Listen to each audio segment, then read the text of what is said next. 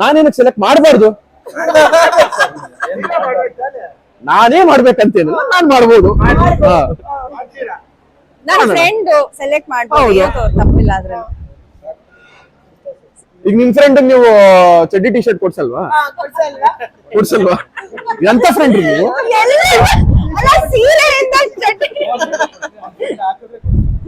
This is also very nice.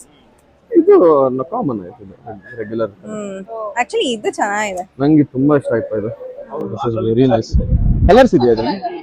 ತುಂಬಾ ಚೆನ್ನಾಗಿದೆ. ಚೆನ್ನಾಗಿದೆ. ಹೆಣ್ಣಿಗೆ ಸೀರೆ ಯಾಕೆ ಅಂದ,